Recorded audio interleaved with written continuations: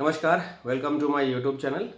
आज मैं जिस सब्जेक्ट के लिए बात करने वाला हूँ वो काफ़ी महत्वपूर्ण है उन लोगों के लिए जो बीपीओ और आईटी इंडस्ट्री में काम करते हैं। जी हाँ, मैं बात कर रहा हूँ promotion to the next level. BPO और आईटी कंपनीज़ में ये जो कॉन्सेप्ट है ये काफ़ी चैलेंजिंग है, क्योंकि बीपीओ और आईटी कंपनीज़ में एम्प्लॉय स्ट्रेंथ यानी कि काम करने वालों की जो जनसंख्या है वो काफ़ी बड़ी होती है, जिसके वजह से कंपटीशन भी बहुत होता है, चैलेंजेस भी बहुत आती है। बहुत लोग कोशिश करते हैं, अच्छा काम करते हैं, अच्छा रिजल्ट देते हैं, मेहनत करते हैं, लेकिन प्रमोशन बहुत लोगों को नहीं मिल पाती है, निराशा होती है, बहुत लोग दुखी होते हैं, बहुत लोग फ्रस्ट्रेट हो जाते हैं, बहुत लोग इसी वजह से जॉब छोड़ देते हैं। ऐसी बहुत सारी चीज़ें होती हैं जो प्रमोशन नहीं मिलने पे इफ़ेक्ट करती है। बहुत लोग खुशनसीब होते हैं, जिनको प्रमोशन मिलता है वो खुशी खुशी आगे बढ़ते हैं, उनकी सैलरी बढ़ती है, नया डेजिग्नेशन मिलता है। लेकिन वो ऐसा नहीं है कि कोशिश जो करते हैं वो डिज़र्व नहीं करते। शायद कहीं न कहीं छोटी-मोटी गलतियाँ हो सकती है। तो मैं इस वीडियो के माध्यम से आप लोगों के साथ में कुछ ऐसे टिप्स शेयर करूँगा, जो अगर आप करते हैं तो प्रमोशन मिलने के चांसेस ज़रूर बढ़ते हैं, ख़ासकर बीपीओ और आईटी कंपनीज़ के लिए। क्योंकि मैं इस वीडियो के माध्यम से ऐसे कुछ पॉइंट्स जो आप लोग जानते भी होंगे, फिर भी मैं कुछ पॉइंट्स ऐड ऑन करूँगा, जो ज़रूर आपको प्रमोशन दिलाने में फ़ायदेमंद होगा। अगर आप मेरे दिए हुए टिप्स के हिसाब से अगर आप अपनी प्रिपरेशन करते हैं, मुझे नहीं लगता कि आपको प्रमोशन से कोई रोक सकता है। सो मैं इस वीडियो के माध्यम से आप लोगों को वो टिप्स शेयर करूँगा, स्लाइड शो के पॉइंट पॉइंट वाइज माध्यम से। सो ज़्यादा टाइम ना लेते हुए, ज़्यादा डिटेलिंग नहीं करूँगा, बेसिक पॉइंट्स हैं जो कि अगर आप उसके ऊपर तैयारी करें तो प्रमोशन और आपकी ग्रोथ ये आपकी कभी नहीं रुकेगी, खासकर बीपीओ और आईटीएस कंपनी में जहां कंपटीशन काफ़ी बड़ी होती है। तो आइए चलते हैं स्लाइड शो की तरफ, जहां पे मैं पॉइंट वाइज आपको वो टिप्स के बारे में जानकारी देता हूं। आइए समझते हैं how to improve your chances of promotion to next level. Next level के प्रमोशन के लिए क्या क्या तैयारियां कर सकते हैं आपके, जिससे आपकी चांसेस बढ़ जाए। आइए समझते हैं आने वाले स्लाइड्स में। पहला पॉइंट है परफॉर्मेंस। हमेशा अपने परफॉर्मेंस को मेंटेन कीजिए। जिस तरह से आपसे एक्सपेक्ट किया जाता है उसी हिसाब से आप हमेशा अपना परफॉर्मेंस दीजिए, अपने केआरए के हिसाब से। एटलीस्ट 2 साल के लिए, कम से कम 2 साल के लिए अपने परफॉर्मेंस को आप एक जैसा रखिए, कंटिन्यूसली, कंसेक्यूटिवली। दूसरा है लीव्स। हमेशा ध्यान रखिए 2 साल के लिए एटलीस्ट कि आप अननेसेसरी लीव्स ना लें। जब भी कोई लीव लें, वेल प्लान्ड लें और सिस्टमेटिकली प्रॉपर अप्रूवल के साथ लें। 2 साल तो ये ज़रूर करना चाहिए कि अननेसेसरी लीव्स आपके प्रमोशन के रास्ते में रुकावट बन सकता है छोटा सा। और परफॉर्मेंस तो एक बहुत बड़ा एक स्टेप है जो प्रमोशन को आप चांसेस जो है प्रमोशन के उसको आगे लेके जाता है। तो ये जो पहला पॉइंट है परफॉर्मेंस और दूसरा पॉइंट है लीव, ये दोनों में अगर आपने कंसिस्टेंसी रखा 2 साल के लिए एटलीस्ट, तो मुझे लगता है कि आप प्रमोशन के लिए अग्रसर हो रहे हैं। अगला पॉइंट है पंचुअलिटी। पंचुअलिटी का मतलब ये होता है सही टाइम पे काम करना।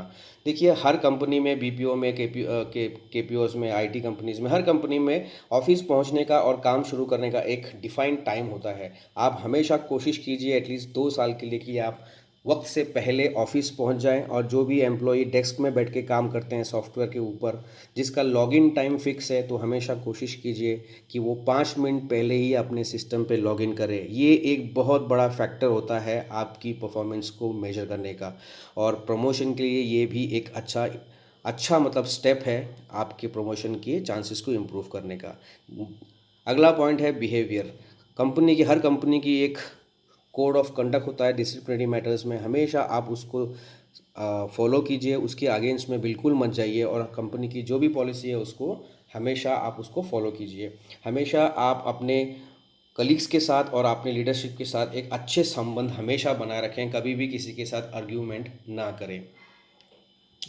अगला पॉइंट है रिकॉर्ड। जब भी काम करते वक्त आपको कोई भी, अगर आपकी लीडरशिप हो या आपके खुद के कलीग्स हो, अच्छे काम के लिए अगर कोई अप्रिसिएशन करता है, कोई थैंक यू बोलता है, तो ज़रूर आप इन चीज़ों का आप हमेशा एक हिसाब और रिकॉर्ड रखिए। कभी कभी अप्रिसिएशन कार्ड के थ्रू आता है, कभी गिफ्ट की तरफ आता है, कभी कभी थैंक यू नोट आता है। तो ये जो जितनी भी चीज़ें हैं, कब मिला, किसने दिया, इन सब चीज़ों का आप रिकॉर्ड हमेशा मेंटेन कीजिए। और ज़रूरत पड़ने पर जब वक्त आएगा प्रमोशन का, उस समय आप ये बताइए कि आपको एप्रिसिएशन कितने मिले। अगला पॉइंट है अप्रेजल फॉर्म। सालाना तौर पे जब भी आप अप्रेजल फॉर्म भरते हैं, हमेशा याद रखिए कि अप्रेजल फॉर्म में आपने उस साल में जो भी अचीवमेंट और अच्छा काम किया है उन्हीं को ही आप बुलेट और हाईलाइटेड पॉइंट पर लिखिए। लंबा लंबा स्टोरी लिखने की बिल्कुल ज़रूरत नहीं है। और ध्यान रखिए अपने अप्रेजल फॉर्म में आप आने वाले साल में आपके क्या गोल्स हैं और आपकी क्या एस्पिरेशंस हैं उसको भी बुलेट पॉइंट्स में क्लियरली मेंशन करें। इससे आपकी एटीट्यूड समझ में आता है। अगला है फीडबैक। जब भी कोई आपके सीनियर्स, आपके लीडरशिप आपको किसी परफॉर्मेंस के बेस पे या किसी और बेस पे अगर आपको इम्प्रूवमेंट के लिए फीडबैक देते हैं, हमेशा अपनी पॉजिटिव एटीट्यूड को मेंटेन रखिए और उस फीडबैक को एक्नॉलेज कीजिए और उस फीडबैक पे अपना काम करने की कोशिश करिए और इम्प्रूवमेंट दिखाइए। हमेशा आप इसी के थ्रू आप अपना पॉजिटिव एटीट्यूड लीडरशिप को दिखा पाएंगे। ये भी एक इम्पॉर्टेंट फैक्टर है आपके प्रमोशन को आगे, चांसेस को आगे बढ़ाने का। अगला है ट्रेनिंग, इंटरनल ट्रेनिंग, यानी इसे कहते हैं इंटरनल ट्रेनिंग। कोई भी अगर कंपनी ऑर्गेनाइज इंटरनल ट्रेनिंग होती है, हमेशा कोशिश कीजिए कि अपने आप को उस ट्रेनिंग के लिए नॉमिनेट करें। आप ये वेट मत कीजिए कि आपका कोई नाम लेगा और आपको कोई नॉमिनेट करेगा। इस नॉमिनेट होता है कोई ना कोई ऐसा, लेकिन फिर भी आप खुद से अपने आप को नॉमिनेट कीजिए। इससे आपकी ट्रेनिंग में डेवलपमेंट होगी और नॉलेज एनहांसमेंट होगा। ये भी एक इम्पॉर्टेंट फैक्टर है प्रमोशंस को इम्प्रूव करने के लिए। अगला है एक्टिविटीज़ और इवेंट। कोई भी कंपनी ऑर्गेनाइज या डिपार्टमेंट ऑर्गेनाइज इवेंट्स हो या एक्टिविटीज़ हो, कुछ भी टाइप की activities, fun activities, learning activities, games, sports, कुछ भी हो, उसमें हमेशा पार्टिसिपेट करिए। ये भी आपका गो गेटर एटीट्यूड दिखाता है कि आप हमेशा कंपनी जो भी करती है आप उसके साथ खड़े रहते हैं। कभी भी पार्टिसिपेशन से कतराइए मत। अगर आपको अच्छा नहीं भी लगे लेकिन फिर भी पार्टिसिपेट ज़रूर कीजिए। इससे आप सबके लोगों के नज़रों में आते हैं। तो ये एक ज़रूरी है, पार्टिसिपेशन ज़रूरी है अपनी पॉजिटिव एटीट्यूड और अप्रोच को दिखाने का।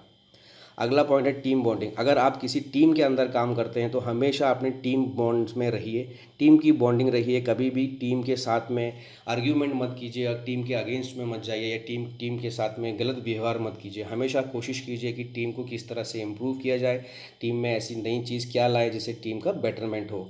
ये भी ऑब्जर्वेशन लीडरशिप दूर से देखती रहती है।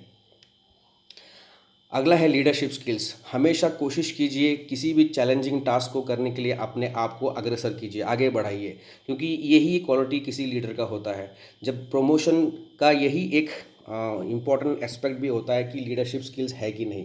जो भी आपके जो सीनियर्स हैं वो हमेशा ये ऑब्जर्व करते हैं कि किसके अंदर ये स्किल्स है और चैलेंज से कौन भागता है और चैलेंज को कौन फेस करता है। तो हमेशा अपने आप को इनिशिएट और आगे रखिए जब भी ऐसा वक्त आता है जिससे लीडरशिप स्किल्स दिखे। ट्रस्ट एंड इंटीग्रिटी, ये दो चीज़ हमेशा ध्यान रखिए। ट्रस्ट यानी कि भरोसा और विश्वास।